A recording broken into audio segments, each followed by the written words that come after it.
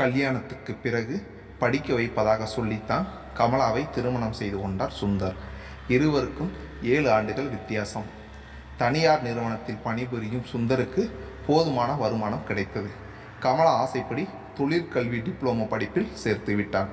வயது 20 கடந்த அவளுக்கு படிக்க வேண்டும் என்பதில் அதிக ஆசை இருந்தது.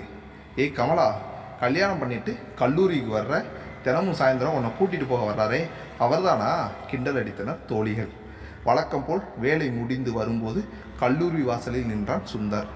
கமலா என்று அழைப்பதற்குள் காணாதது போல் பேருந்தில் ஏறினாள். எதுக்கு என் கூட?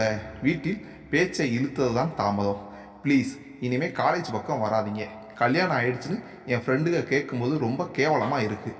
கண்கள் கொப்பளிக்க வார்த்தைகளால் கோடு போட்டாள் கமலா. வாழ்க்கையின் அர்த்தம் தெரியாத கமலாவை மேலும் கீழும் பார்த்தான்.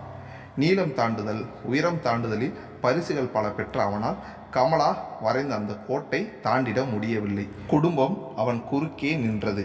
அவள் கண்களில் இருள் சூழ்ந்து கொண்டு இருப்பதை மட்டும் உணர்ந்தான். அந்த கோட்டுக்கு வெளியே நின்றபடி.